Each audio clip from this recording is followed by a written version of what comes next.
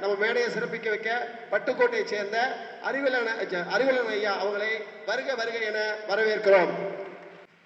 சுக்லாம் பிரதரம் விஷ்ணும் சசிவர்ணம் சதுர்புஜம் பிரசன்னவதனம் வித்யாய சர்வ விக்னோபவ சாந்தயே ஷட்குருஷாய வித்மகே வக்ரதுண்டாய தீமகே தன்னோ தந்தி பிரச்சோதயாத் மூசிக வாகன மோதக அஸ்த சாமர கர்ண விளம்பித சூத்திர வாமன ரூப மகேஸ்வர புத்திர விக்ன விநாயக பாத நமஸ்தே. வாக்குண்டாம் நல்ல மனமுண்டாம் மாமலரால் நோக்குண்டாம் மேனி முடங்காது பூக்கொண்டு துப்பார் திரிமேனி தும்பிக்கையான் பாதம் தப்பாமல் சார்வார் தமக்கு. யான் வணங்கும் ஸ்ரீ சர்வசக்தி மகாகணபதி என்னை வழிநடத்தி இங்கு பேசுகின்ற வார்த்தையை உன் வார்த்தையாக நான் மொழிவிடுவதற்கு எனக்கு நீ அருள் புரிவாயாக. முதலில் அவையில் இருக்கிற அத்தனை பேருக்கும் நன்றியை தெரிவித்து, இதற்கெல்லாம் காரணமான வேயூரு தோலிபங்கன் விடமுண்ட கண்டன் அல்லவென்று வீணை தடவிய மாயூரு தங்கள் வேயூரு தோலிபங்கன் விடமுண்ட கண்டன் அல்ல வீணை தடவியே அந்த வினை தடவிய எம்பெருமானான 9 கிரகங்களை கையில் வைத்திருக்கின்ற எம்பெருமானுடைய ஆசீர்வாதத்தை வேண்டி நான் இவ்விடத்திலே இந்த நவகிரகங்களை வழிபட்டு இவ்விடத்திலே பேச இருக்கின்றேன். அதாவது எனக்கு இப்பொழுது 71 வயது. நான் காவல்துறையில் 39 வருடங்கள் பணிபுரிந்தவர். ஆனால் நான் காவல்துறைக்கு அன்ஃபிட். காரணம், என்னுடைய எண்ணங்களும் என்னுடைய செயல்களும் தெய்வீகம் மற்றும் ஆன்மீகத்திலும் ஜோதிடத்திலுமே என்னுடைய காவல்துறை இருந்த காலங்கள் போலாகவே கழிந்தது. காரணம், என்னுடைய விதி எனக்கு அப்பொழுதே எழுதப்பட்டிருக்கிறது என்பது தெரியாது. என்னுடைய தாத்தா சிறு வயதிலேயே 27 நட்சத்திரங்கள் 12 ராசிகள் மற்றும் 60 வருடங்கள் இவைகளை பற்றிய சொல்லிக் கொடுப்பார். எனக்கு வடமொழி எழுத்துக்களையும் இது பற்றி சொல்லும்போது எனக்கு மிக சங்கடமாக இருக்கும். ஆனால் அவர் அன்றைக்கு போட்டு விட்டு போன்ற விதை இன்றைக்கு எனக்கு இன்றைக்கு இதை வழிநடத்தி சென்று கொண்டிருக்கின்றது. நான் காவல்துறையிலேயே வேலை செய்ய முடியவில்லை. என்ன காரணம் என்றால், என்னால் மனசாட்சியை வித்துட்டு வேலை செய்ய முடியலை. அதனால் காவல்துறையில் இருக்கும்போதே என்ன பண்ணுவேன்னாக்கா, இருக்கிறது எங்கே பார்த்தாலும் கோயில் டியூட்டியாக வாங்கிக்கிடுவேன். கோயிலில் போய் உட்காந்துருப்பேன், கோயிலில் புத்தகத்தை படிப்பேன், கோயிலில் இருக்கக்கூடிய விஷயங்களை பார்ப்பேன். எப்போ பார்த்தாலும் ஜோதிடத்தை பற்றியே ஒருத்தர் ஜாதகங்களை போய் வீடு தேடி போய் பார்ப்பேன். அதன் மூலமாக தெரிந்து கொண்ட விஷயத்தை ஏறத்தாழ 1981 82 ஸ்டார்ட் ஆனால் 1 லட்சம் ஜாதகத்துக்கு மேலே பாரம்பரியத்தில் பார்த்துட்டு இன்றைக்கி 15,000 ஜாதகம் கேபி முறையில் 16,000 ஜாதகத்தை தாண்டி நிற்கின்றேன் என்று சொன்னால், இதற்கெல்லாம் காரணமான நான் வணங்கும் தெய்வமான தேவராஜ் ஐயா அவர்களை முன்னிறுத்தி என்னுடைய இந்த அறிவுச்சூடியான உடுப்பினையும் தசாபுத்தியும் என்கின்ற புத்தகம்தான் எனக்கு வாழ்க்கைக்கு ஒரு ஒளிவிளக்கு, இருளுக்கு எனக்கு டார்ச் லைட்டு, மழைக்கு எனக்கு ரெயின் கோட்டு, ஒரு வீட்டில் நல்லா தங்கி சந்தோஷமாக தூங்குறேன்னா என் மனைவி போன்றது இந்த புத்தகம் என்பதை இந்த நேரத்தில் தெரிவித்துக் கொள்கிறேன். இங்கே வந்திருக்கின்ற என்னுடைய சார்ந்த திரு துப்பாக்கி, அவருக்கு பேர் என்ன, துப்பாக்கி இராணுவம் என்றுதான் பேர். அவருக்கு பேர் ஆறுமுகம் ஐயா. அவர் கேபி சிஸ்டத்தில் அவரை போல் ஆணித்தரமாக, வேகமாக, மிகவும் சிறப்பாக, ஆக்ரோஷமாக எதிரிகளுக்கு அந்த விஷயத்தை சொல்லுகின்ற பொழுது அவருக்கு நிகர் அவர்தான். அவருக்கு ஈடு இணை யாரும் இல்லை. அப்பேற்பட்ட ஒரு பெரிய மகான் இருக்கின்ற இடத்துல அடியேன் ஒரு சிறு சிட்டுக்குருவி இடத்திலே வந்து ஒரு சத்தத்தை இட்டுக் கொண்டிருக்கின்றேன். இந்த நேரத்தில் இதற்கு முன் பேசிய திரு பொன்னையா ஐயா அவர்களை பற்றி எனக்கு சத்தியமாக தெரியாது. அவர் இப்பொழுது பேசிய போது என்னுடைய மனசாட்சியை இங்கே பேசிவிட்டு சென்றிருக்கின்றார். நான் என்ன பேச வேண்டும் என்று நான் சொல்ல நினைத்ததை, அவர் நான் நினைத்த அத்தனை கருத்துக்களையும் நான் இப்படித்தான் சொல்லுவேன். வருகின்ற இடத்துல ஜாதகம் பார்க்க வர்றவங்கள்ட்ட சொல்லுவேன், இங்கே பாருங்கம்மா, இந்த இடத்துல நவகிரகம் வந்து உட்கார்ந்துக்கிட்டு எனக்கு பக்கத்தில் இருந்து உங்களுக்கு சொல்லுது. நான் சொல்கிறேன், என்னிடத்தில் எதுவும் இல்லை, நான் வாயசைக்கின்றேன், உங்களுக்கு நீங்கள் உங்கள்கிட்ட கேட்டுக்கிறேங்க. நான் சொல்லக்கூடிய நல்ல பலனுக்கும் பொறுப்பு நான் அல்ல, நான் சொல்லுகின்ற கெட்ட பலனுக்கும் நான் பொறுப்பு இல்லை. எல்லாவற்றுக்கும் அந்த இறைவனே காரணம், அந்த நவகிரகங்களே காரணம் என்று அதன் மேல் சாக்க போடுவேன்.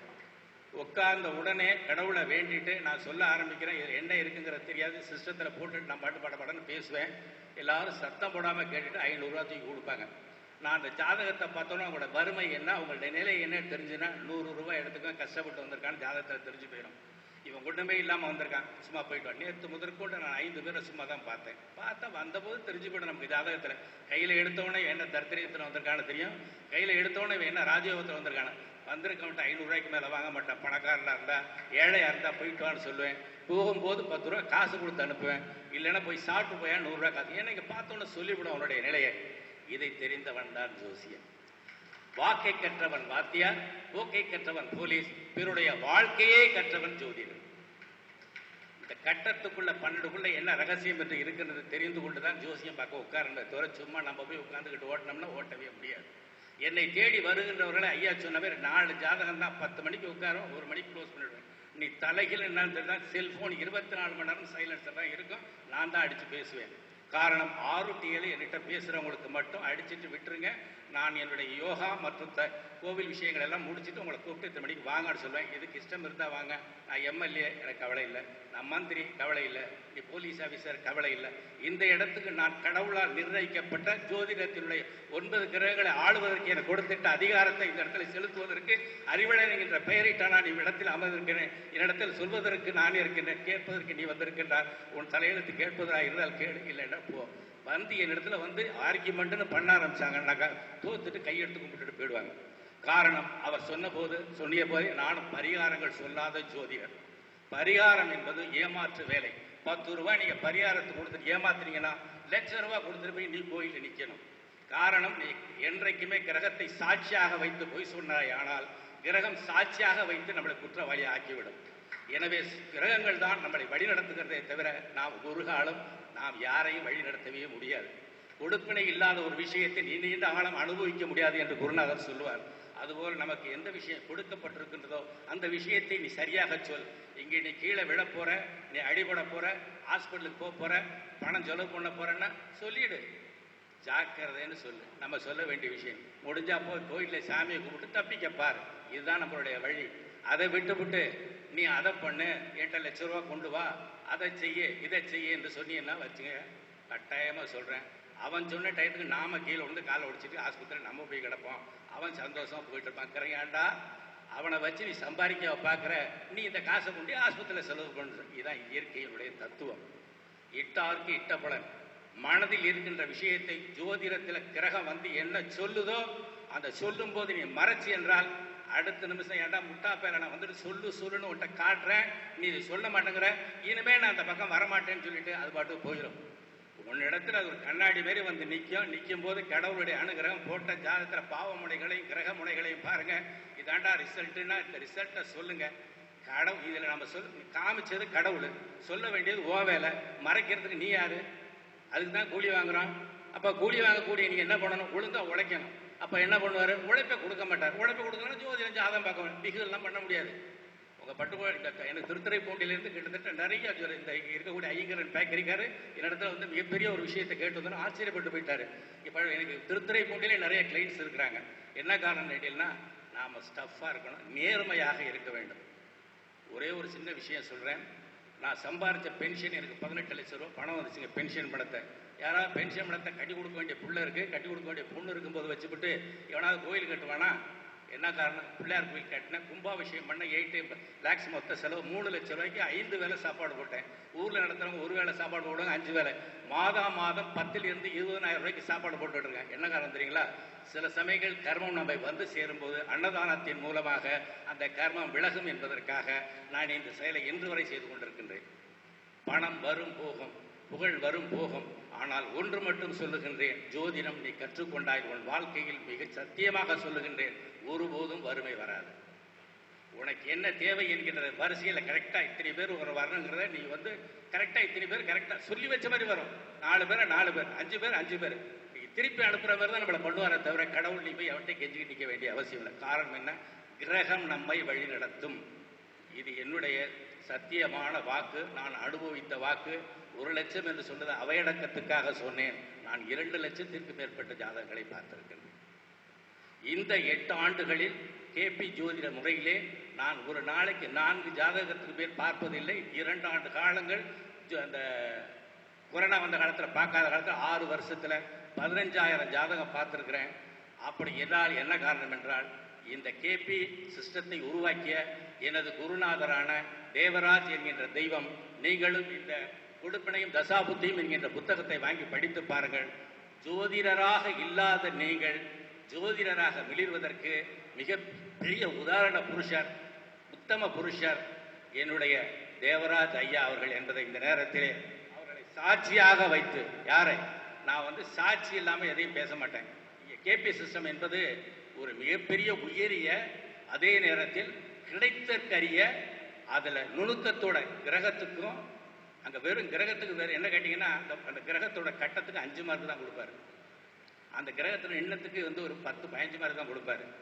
உபநட்சத்திர கோட்பாடுகளை மிக எளிமையான முறையில் சிஸ்டத்தில் நீங்கள் வந்து ஜாதகமாக எழுதுறது கஷ்டமே பட வேண்டிய அவசியம் இல்லை. 15,000 ரூபா ஒரு போட்டுட்டு லேப்டாப்பை போட்டுட்டு நீங்கள் பார்த்துட்டு வச்சுங்களேன், 5 நிமிடத்தில் பெரிய விஷயத்தையெல்லாம் சொல்லி முடிச்சுட்டு நீங்கள் பாட்டு போயிட்டே இருக்கலாம். முந்தா நாள் ஒரு பெரிய ஒரு ஜாதகம் 2018 பார்த்துருக்கேன். இந்த தேதியில் மிகப்பெரிய ஒரு பிரச்சனை நீங்கள் மாட்ட போறீங்கன்னு சொல்லியிருக்கிறேன். அங்கேருந்து என்கிட்ட பேசுகிறாங்க, சார் அப்படின்னாங்க. எனக்கு தெரியல. அவங்க சொல்லும்போது ரவிச்சந்திரன் சொல்லிட்டு பேர் ஊர் வேணா உரையாடையில் வச்சுரு, இதை நான் டெடிகாஸ்ட் வேணாலும் பண்ணுறேன், பேசும்போது ரெக்கார்ட் பண்ணி கொஞ்சம் அனுப்புங்க சார். நாங்கள் ரெக்கார்ட் பண்ணி அனுப்பிச்சிருக்கிறேன். அதில் என்ன குடும்பம் நீட்டிலாம் ராகு 8ஆம் பாவம் 4, 8, 12 ராகு அந்தரம் நடத்திக்கிட்டு இருக்கு. கரெக்டாக சொல்லி வச்ச மாதிரி 22/2/2028 வேறு ஒன்றும் கேட்கல. 4, 8, 12 சனி 2, 4, 8, 12 ராகு 4, 8, 12 ராகு அந்தரம் நடத்திக்கிட்டு இருக்கு. ஒரே விஷயம்தான் சொன்னேன். இப்பொழுது 4 என்பது ராகு என்பது பிரபஞ்சம் என்கிற பெரிசு. பெரிய அளவில் 4ஆம் பாவங்கிறது கட்டுப்பணம் அல்லது நிறைய பணங்களை கொண்டு போய் 8ஆம் பாவம் என்கிற சிக்கி கொண்டு ஹாஸ்பிட்டலில் 12 செலவு பண்ணிட்டு இருக்கணும். ரோகம் என்கிற 6 என்கிறதுக்காக ஒன்றுமே பேசவே இல்லை, ஒன்றுமே பேசலை. என்ன சார் அப்படின்னு கேட்டாங்க. இது எப்போ சார் சொன்னேன், 22/6/2027 வரைக்கும் நீங்கள் ஹாஸ்பிட்டலில் இருக்கிற மாதிரி இருக்கும், செலவு பண்ண வேண்டியிருக்கும் அப்படின்னு. என்ன சார் சொன்னேன், ஒரு நாள் ஒன்றுக்கு 1,50,000 ரூபாய் அப்போலோ ஆஸ்பத்திரியில் பணத்தை கட்டிட்டு செலவு பண்ணிட்டு உட்காந்துருக்காங்க. அவருடைய ஒரு கண் மற்றும் உடல் எல்லாமே இழப்பாகி போச்சு. நீங்கள் இதை 3 வருஷத்துக்கு முன்னாடி வரதுக்கு முன்னாடி என்கிட்ட சொன்னீங்க சார், நான் 2018 2ஆவது மாதம் வந்தேன், சொன்னீங்க இன்றைக்கி நடந்துக்கிட்டு சார் அப்படின்னு சொல்லி வருத்தப்பட்டாங்க. எதுக்காக சொல்ல வரேன் கேட்டீங்கன்னா, தவறுகளையும் சரியை முன்கூட்டியே சொல்வதற்கு நாம் ஆண்டவன் இல்லை, கிரகத்தால் அனுப்பப்பட்ட தூதுவன்.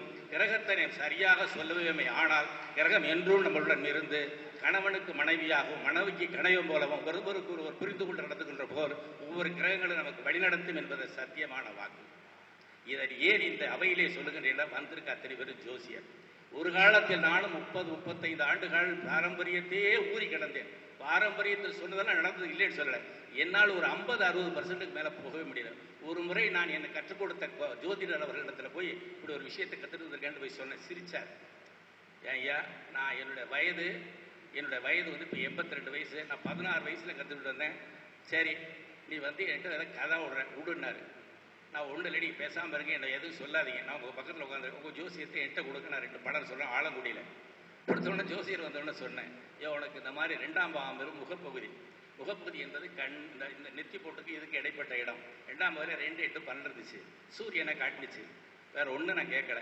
உட்காந்துருக்க ஆள் இந்த பையனை கொண்டாந்து ஜாதகத்தை கொடுக்குறாரு. இந்த பையனுக்கு வந்து முகத்தில் இருக்கக்கூடிய உறுப்பு கண்ணு, பல்லு, மூக்கு, வாய், தாடை, இதுல என்ன பிரச்சனை? பையன் பேச மாட்டான் சார். அக்யூரேஷியா அடிக்கலாம். அக்யூரேஷியா எப்படா கண்டுபிடிச்ச அப்படின்னா வடபடன்னு பேசுவார். எப்படா கண்டுபிடிச்ச அப்படின்னாரு. இதான் ஐயா புது சிஸ்டம் கேபியில் வந்திருக்கியா அப்படின்னா. இதேமாரி சூரியன் தான் நல்லா இருக்கடா, ஆட்சி பெற்று போய் சூரியன் ஆவணி மாதத்தில் பிறந்திருக்கான், பிரம்மாவாக இருக்கடா ஜாதகம், நீ என்ன சூரியனை போய் கெட்டு போச்சுன்னு சொல்கிற அப்படின்னாரு. நீங்கள் 5ஆம் பாவத்தில் நின்று பார்க்குறீங்க, அது கேது காலில் உட்காந்துருக்கு. அது கேது போய் நான் 2, 8, 12 காட்டிகிட்டு இருக்கும்போது 8 2 கட்டுப்படுத்தும், 12 கட்டுப்படுத்த 6 இல்லை, 12 எந்த ஒரு துண்டிச்சிருச்சியா அப்படின்னு. பிறக்கும் போதே பிறவி குருடன், வயது 25 வயது, என்ன செய்வது என்பது தெரியாமல் கேட்குவாங்க. இவர்கிட்ட வந்து கேட்கும்போது என்ன அப்படிப்பட்ட தன்னுடைய பையனை பிஇ படித்த பையனை விட்டு என்னிட்ட வந்து கற்றுக்க சொல்லி இப்போ மறுபடியும் நான் கூட தேவராஜையா கிட்ட அனுப்பிச்சிருக்கிறேன். எதுக்காக சொல்ல வரேன்னா, நான் நிறைய மாணாக்கர்களை உருவாக்குவேன். காரணம், நாம் கற்றுக்கொண்டதை இந்த உலகிற்கு தெரிவுபடுத்த வேண்டும். நான் மட்டுமே கத்துட்டத்தோடு இருக்கக்கூடாதுங்க. எந்த ஒரு விஷயத்தை நீங்கள் அறிந்து கொண்டீர்களோ அந்த விஷயத்தில் உண்மையாக இருக்கும் பட்சத்தில் கேபி சிஸ்டம் என்பது உண்மை என்று சொல்லி நான் ஏறத்தாழ 100க்கு மேற்பட்ட மாணாக்கர்களை கேபிக்குள்ள நுழைச்சி விட்டுருக்கிறேன். என்ன காரணம் கேட்டீங்கன்னா, இன்றைய காலகட்டத்தில் கேபி சிஸ்டம் மிக சிறந்த முறை.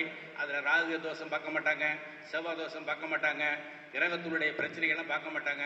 5 கிரகங்கள் நீசமாக போச்சு ஒரு ஜாதகம் பலன் போட்டிருக்காரு கேபி சிஸ்டத்தில். போன வாரம் போட்டிருக்காரு, படித்து பாருங்க. தேவராஜ் அவர்கள் 5 கிரகங்கள் நீசமானவருடைய ஜாதகத்தினுடைய பலன் போட்டிருக்கிறார்.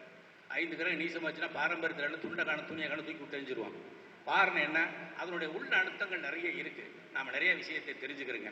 ஏன் என்றால், இது கேணிக்குள்ளே இருக்கிற தவுக்களையா நம்ம இருந்தமை. ஆனால் நாம் மட்டுமல்ல, வந்திருக்கவனையும் நம்ம மோசம் பண்ணி விட்டுருவோம். நம்மளை நம்பி வர்றான், ஒரு வழிகாட்டி நம்மளை வழியை தேடி வர்றான். நாம ஒரு வழிகாட்டி சரியான பாதையை காட்டாம எந்த பக்கத்துக்கு போகலாம் நமக்கே தெரியாம இன்னொரு பக்கத்தை காட்டி விட்டோம்னு வச்சுங்களேன், கொஞ்ச காலம் தான் சார் ஓடும். கொஞ்ச காலத்துக்கு அப்புறம் நம்ம ஐயா சொன்ன மாதிரி நான் சத்தியமாக சொல்கிறேன், என்னுடைய மனசாட்சி அப்படியே திரு பொன்னையா ஐயா பேசினார். நான் இதுவரை இத்தனை லட்சம் ஜாதகம் பார்த்துருக்குறேன், கேபி சிஸ்டத்தில் 15-16,000 ஜாதகம் பார்த்துருக்கேன். ஒருத்தருக்கு கூட நான் பரிகாரம் சொல்லப்பட கோயிலுக்கு போ, தெய்வத்திய மீறிய விஷயங்கள் எதுவுமே இல்லை.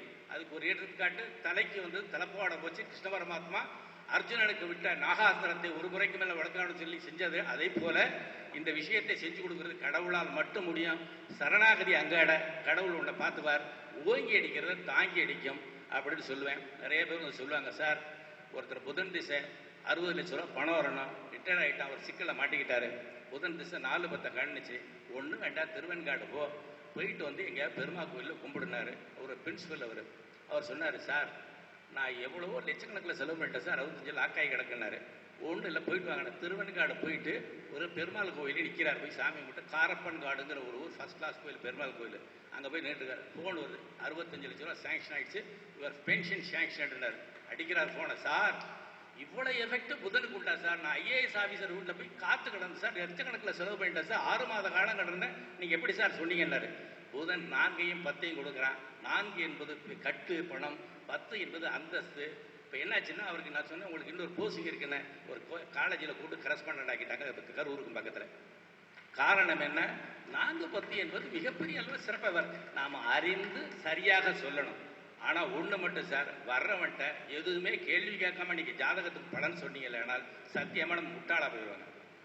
கால தேச வர்த்தமானத்தை நீ எடுத்து பலன் சொல்லாத வரை நீ ஒரு சத்தியமாக ஒரு காலத்தை காலவாரி விட்டு போயிடும். ஜாதகம் வந்திருக்கவனோட வயது என்ன, அவன் என்ன படிச்சிருக்கிறான், அவனுக்கு வாழ்க்கையில் என்ன தேவை என்பதை நீ முதலில் லேசாக ஒரு விஷயத்தை தெரியாமல் நீ சும்மா போய் உட்காந்துக்கிட்டு கண்ணை மூடிட்டு நம்ம ஜெயிச்சமே ஆனால் சட்டாயமாக தோற்று விடுவோம் என்பதை தெரிவித்து, இந்த நேரத்தில் இதை ஏற்பாடு செய்த நம்முடைய எனக்கு இதை அழைப்பு விடுத்த போது நான் சற்று யோசித்தேன்.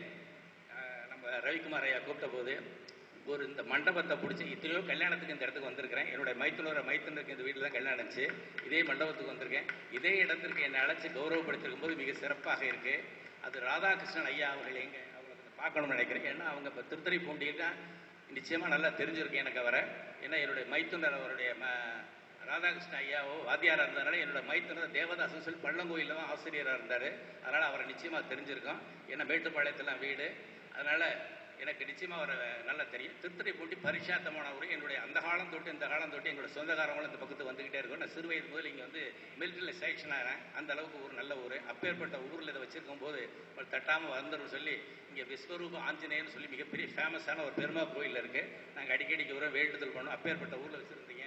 அதனால் திரு ரவிக்குமார் ஐயா அவர்களுக்கு நான் பாராட்டுறதுன்னு சொல்கிறத விட, இப்படி ஒரு ஆர்வமிக்க ஒரு நபரை நாம் நிச்சயமாக ஊக்குவிக்கணுங்க. நானும் போனேன், நானும் பேசினேன்னு இல்லாமல் வந்திருக்க நாம் எல்லோரும் அங்கே வந்து நோட்டில் ஒரு கையெழுத்து போட்டு நம்மளால் முடிஞ்ச ஒரு 500, 1000, 250, 300 எல்லோரும் செஞ்சுங்கன்னா என்ன காரணம்? கல்யாணம் பண்ணுறதுக்கு காசு இருக்குது, சாப்பாட்டுக்கு காசு இருக்குது, நம்ம இங்கேருந்து வந்திருக்க எத்தனையோ விஷயமான செலவுகள் இருக்குது. சார் வந்து ஒளிபரப்பு செய்கிறாரு, இங்கே எவ்வளோ வந்து ஷீல்டெல்லாம் வாங்கியிருக்காங்க. அதனால் நான் என்ன வேண்டிக்கிறேன்னு கேட்டீங்கன்னா, ரிக்வஸ்ட்டாக கேட்டுக்கிறேன், அவருக்கு துணை இருந்து நாம் செய்தமையானால் சிறுதுறுப்பு பல்குத்த உதவும். அவர் மீண்டும் மீண்டும் ஆசைப்பட்டு மேலும் மேலும் நிறைய விஷயங்களை எடுத்து போகும்போது, ஜோதிடத்தை ஐயா சொன்னாங்களா, திரு பொன்னையா ஐயா சொன்னாங்க பாருங்க, நீ எந்த அளவுக்கு உள்வாங்கி இந்த விஷயத்தை நீ ஒருத்தருக்கு போய் சொல்றியோ அப்போதான் நீ சிறக்க முடியும். என் பிள்ளைக்கு நான் ஜாதகம் பொருத்தம் பார்க்காம கல்யாணம் பண்ணு எந்த அளவுக்கு ஸ்டஃபாக சொன்னார் பார்த்தீங்களா? அதுக்கெல்லாம் என்ன காரணம் தெரியுமா? அவருடைய தன்னம்பிக்கை. அவர் தான் நான் அவருடைய செராக்ஸ். நாங்கள் அப்படியே நான் என்ன பேச வேண்டும் என்று நிறைய பேசணும்னு நினச்சிக்கிட்டு அப்புறம் அவர் பேசிட்டார். அப்புறம் நான் என்னத்தை அப்படியே பேசுறது? அதனால் அப்பேற்பட்ட உயர்ந்த மனிதரை நான் வாழ்த்தி இந்த ஏற்பாடு செய்த திரு ரவிக்குமார் ஐயா அவர்களுக்கு என்னுடைய மனப்பூர்வமான ஆசீர்வாத வாழ்த்துக்களை தெரிவித்து, இதுபோல் பல கான்ஃபரன்ஸ்களை போடணும். திரு விஜயகுமார் மூலமாக தான் ஐயா எனக்கு பழக்கம். நான் விஜயகுமார் கூட வர சொல்லி சொன்னேன். திருச்சி விஜயகுமாரா வரல, என்னன்னு தெரியல. அத்தனை பேரையும் நான் பார்த்தேன், ரொம்ப சந்தோஷம். ஆனால் ஒன்று மட்டும் சொல்கிறேன், கேட்டுக்கிறேங்க. ஒவ்வொரு ஜோதிடரும் கிரகத்தினுடைய வடிவில் இருக்கக்கூடியவர்கள். உங்களை நான் சந்தித்தது கிரகத்தினுடைய வடிவில் இருக்கக்கூடிய நவகிரகங்களாகத்தான் நான் பார்க்கிறேனே தவிர, அதனுடைய வழியாக வந்திருக்கின்ற உங்களை ஒவ்வொருத்தரையும் தரிசனம் செய்யும் போது ஒரு புதனாக இருக்கலாம், ஒருத்தர் சூரியனாக இருக்கலாம், ஒருத்தர் சந்திரனாக இருக்கலாம், ஒருத்தர் செவ்வாயாக இருக்கலாம், ஒருத்தர் வியாழனாக இருக்கலாம், ஒருத்தர் ராகு கேதுவாக இருக்கலாம், ஒருத்தர் சரியாக இருக்கலாம், ஒரு தூம கேதுவாக கூட இருக்கலாம். ஆனால் உங்கள் அத்தனை பேரும் அவர்களாகவே பார்த்து நான் வணங்கி உங்களுடைய ஆசீர்வாதம் எனக்கு என்றென்றும் இருந்த இன்னும் ஆயுளுடன் 100 ஆண்டு காலங்கள் வாழ்ந்து பொன்னையா ஐயா போன்று நானும் என்னுடைய மனசாட்சி அப்படியே பேச வேண்டும் என்று சொன்னதன் காரணமாக ஐயா அவருடைய பேச்சு எனக்கு மிகவும் பிடித்தது. இப்படிப்பட்ட ஒரு உத்தமரை இந்த இடத்துல சந்திக்க வச்ச நம்முடைய ரவி ஐயா அவர்களுக்கு என்னுடைய நன்றியை தெரிவித்துக் கொள்கின்றேன். அதனால் அவர் 100 ஆண்டு காலங்கள் நோயிலோடு இல்லாமல் வந்திருக்க அத்தனை பேருக்கும் நான் இறைவனான திருக்கடையூரில் கேட்டியத்தோட பிடிச்சிக்கிறேன்.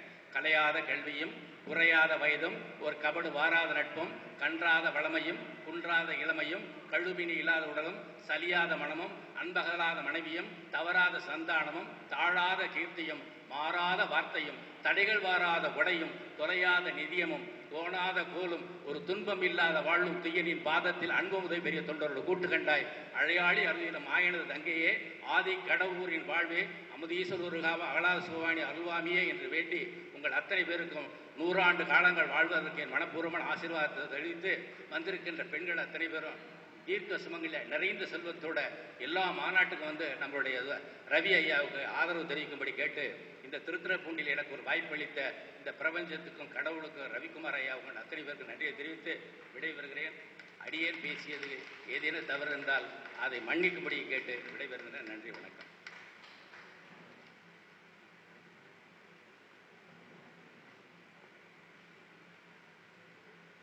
பட்டுக்கோட்டையிலிருந்து வருகை புரிந்த அறிவழகன் ஐயா கேபி ஜோயிடத்தில் புலமையும் அறிவையும் புத்திசாலித்தனத்தையும் அழகா பகிர்ந்தவங்க ரொம்ப அற்புதமா மக்களுக்கு போய் சேர்ற வகையில் அருமையாக பேசுனாங்க.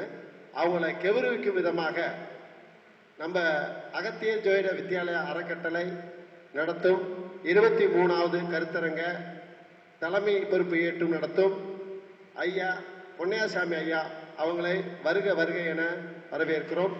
இந்த விழாவை முன்னெடுத்து நடத்தும் ராதாகிருஷ்ணன் ஐயா அவங்களையும் வருக வருக என வரவேற்கிறோம். அதாவது இந்த மண்டபத்தினுடைய உரிமையாளராகிய ராஜேந்திரன் ஐயா அவங்களையும் வருக வருக என வரவேற்கிறோம். விழாவை தலைமையேற்று நடத்தும் பொன்னையாசாமி ஐயா அவங்களும் நம்மளுடைய